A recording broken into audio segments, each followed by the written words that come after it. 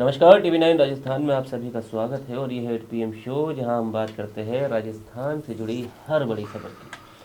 और paper leak का जो मुद्दा है ना, वो देखिए राजस्थान में हमेशा ही बड़ा बना रहता है।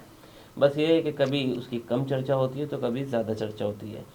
अब क्योंकि बजट सत्र शुरू हो चुका है और उससे पहले ही जो विपक्ष है बहुत, यह कहे कि फुल फॉर्म में नज़र आ रहा है। उससे पहले भी गोविंद डोटासरा का जयपुर में जब प्रदेश प्रभारी सुखजिंदर सिंह रंधावा आए थे तो ऑडिटोरियम में उन्होंने कांग्रेस कार्यकर्ताओं वगैरह को सबको बुला रखा था अपना एक कार्यक्रम, तो उसमें खूब जोश में नज़र आए थे। तब भी उनका बयान बहुत तीखा और जोशीला था और उसकी काफ़ी चर्चा की गई थी।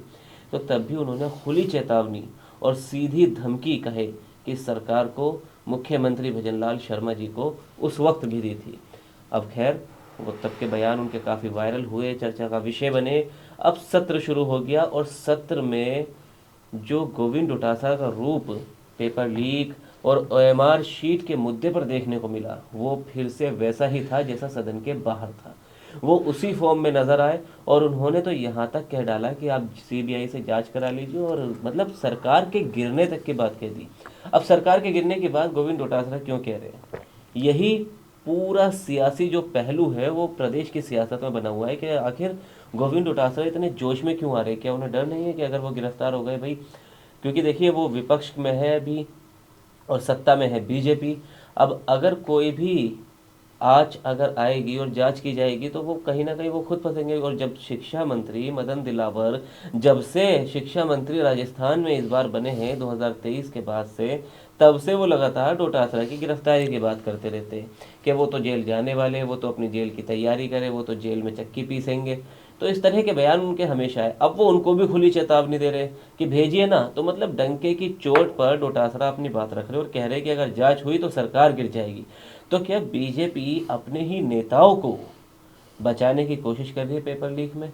क्या अगर जांच की गई वास्तव में, तो क्या सच में बीजेपी के ही कई बड़े नेताओं का इसमें नाम खुलेगा और उन तक इसके तार जुड़ेंगे और सरकार पर कहीं ना कहीं खतरा मंडराने लगेगा?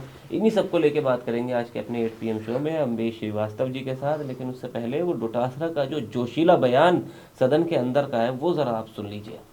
12 साल की CBI जांच करा लो, अगर आप में हिम्मत है तो आपकी सरकार गिर जाएगी। मैं लिख के दे रहा हूं आपको। जो मुलजिम है, जो अपराधी है, उसको जेल के अंदर डालो, लेकिन रोजाना भाई साहब भाषण ही भाषण पेलते रहो और काम करो ही नहीं, किसी को अंदर डालो ही नहीं और खुद ही भ्रष्टाचार में लिप्त हो जाओ। कि यहाँ सुनने का मादा रखो। अलवर के अंदर NCC का पेपर आउट, कक्षा 10 का पेपर चूरू में आउट, शेखावाटी यूनिवर्सिटी का पेपर आउट, भरतपुर जोधपुर बाड़मेर में नीट का paper out, national seed corporation का पेपर आउट, RUHS का पेपर आउट, जोगेश्वर खेतर महाविद्यालय में सेकंड ग्रेड का पेपर आउट, नवलगढ़ में RS का पेपर खुला मिला, राजस्थान विश्वविद्यालय में फिजिक्स का पेपर है वो आउट। और आप जहां से आते हो अजमेर में ना, वो IMD यूनिवर्सिटी में तो ग्रेजुएट होने वाले बच्चे की 10वीं क्लास के बच्चे कॉपी चेक कर रहे हैं और ये बड़ी बड़ी बातें करते हैं। जेल प्रहरी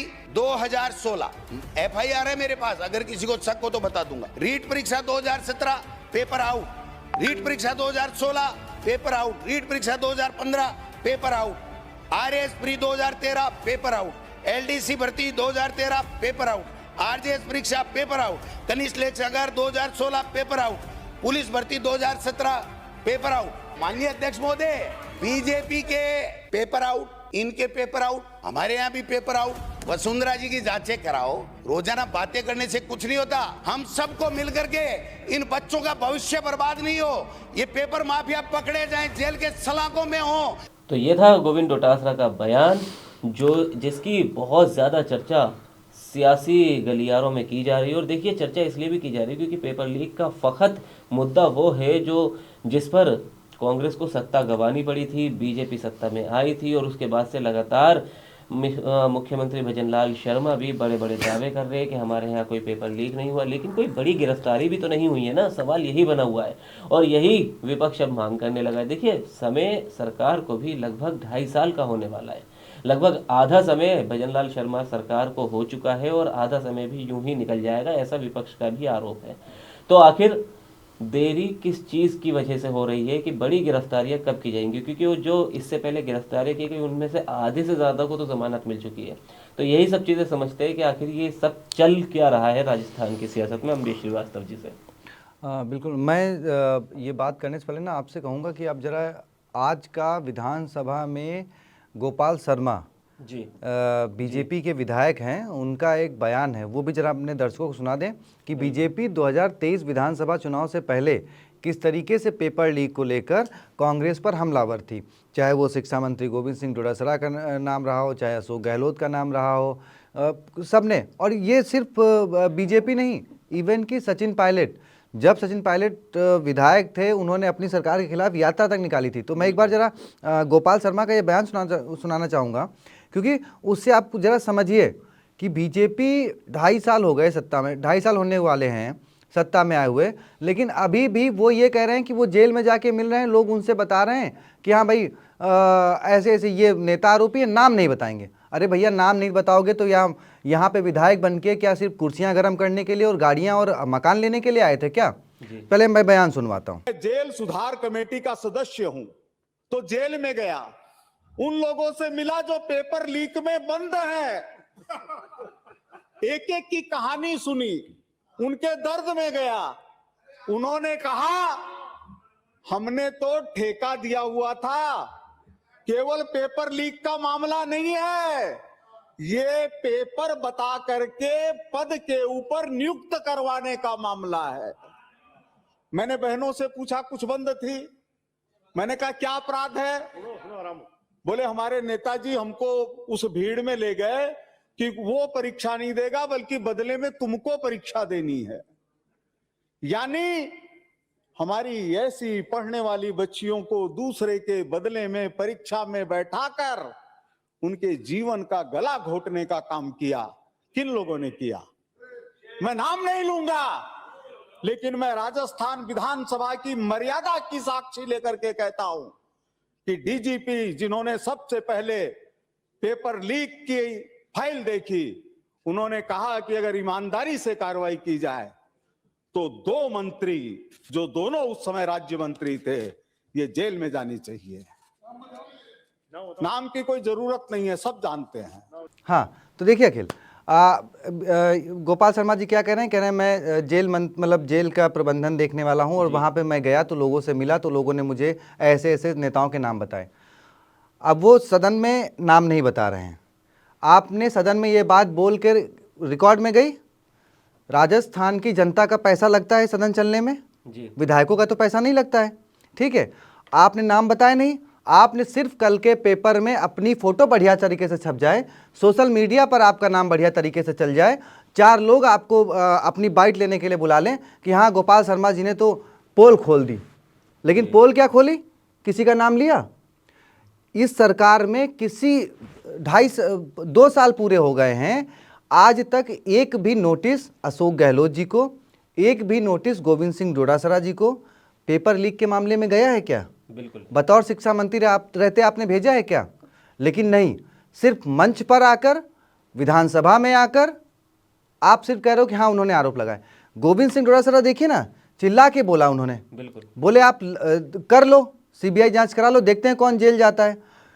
अब तो देखिए, मैं बहुत दिनों से मैं ये बात कह रहा हूँ कि या तो मौजूदा सरकार में, भजनलाल सरकार में, या तो वो एक होता है ना सीनियर्स की, आपका एक मार्गदर्शक होता है सीनियर जो आपको राह दिखाता। मुझे कई मामलों में लगता है कि शायद राहुल गांधी ने सही किया था जो उस वक्त अशोक गहलोत को मुख्यमंत्री बनाया था, सचिन पायलट को उप मुख्यमंत्री बनाया था, कि भैया देखो सरकार चलती कैसे है। आज बीजेपी की सरकार मौजूदा वक्त में शायद उसी चीज़ को फेस कर रही है।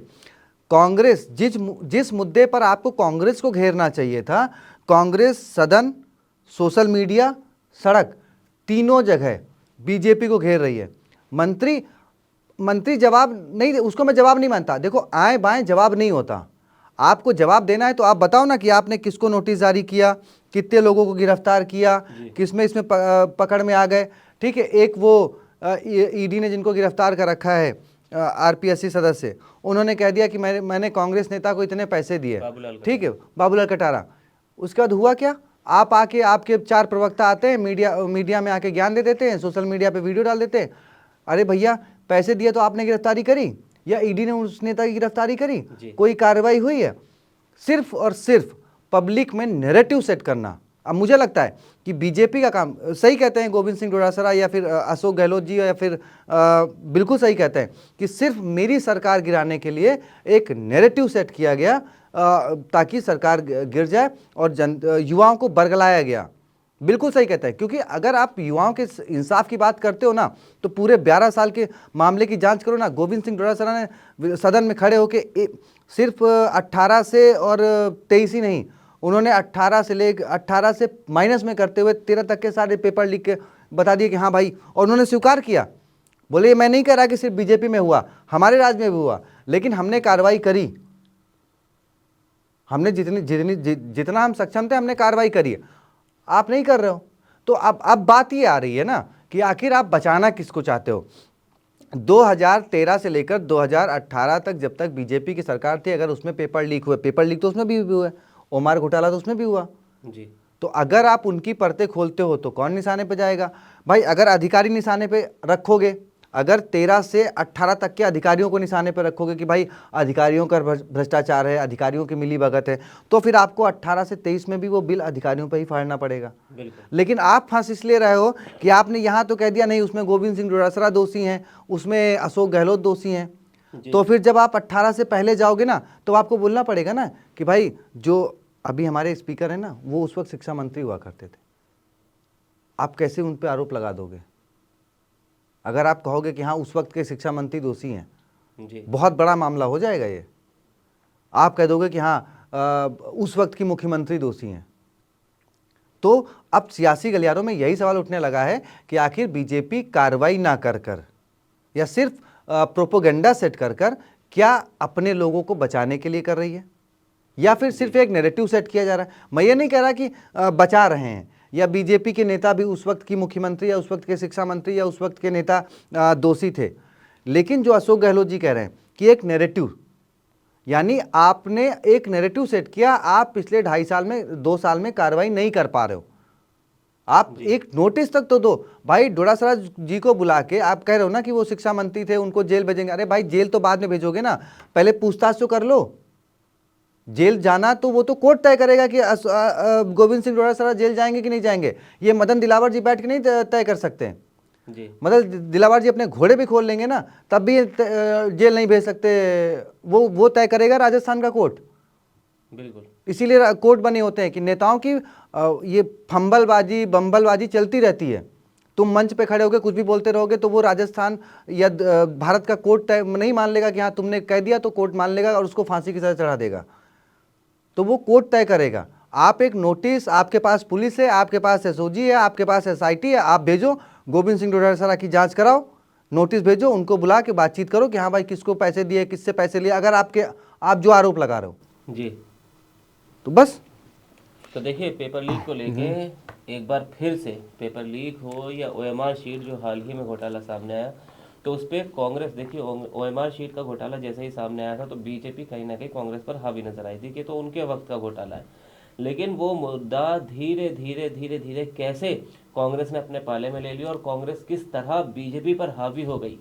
तो ये सिर्फ ओएमआर शीट घोटाले की बात थी, लेकिन अब पेपर लीक पर भी बीजेपी के ऊपर हावी नजर आ रहा है विपक्ष। अब देखिए क्या कोई बड़ा फैसला सदन इस सत्र के दौरान लिया जाएगा या सत्र के बाद कोई ऐसी बड़ी गिरफ्तारियां देखने को मिलेंगी जिसके बाद विपक्ष इस तरह जो जोशीले अंदाज में बयान दे रहा है उसके बयान वो रुक जाएंगे और बीजेपी को घेरना बंद कर दिया जाएगा। ये सब हम आपको TV9 राजस्थान पर बताते रहेंगे। लेकिन पेपर लीक के इस मुद्दे पर आपकी क्या राय है? आप भी अपनी राय देखिए कमेंट बॉक्स में ज़रूर बताएं। वीडियो को लाइक करें, शेयर करें और राजस्थान से जुड़ी हर खबर के लिए TV9 राजस्थान को सब्सक्राइब करें।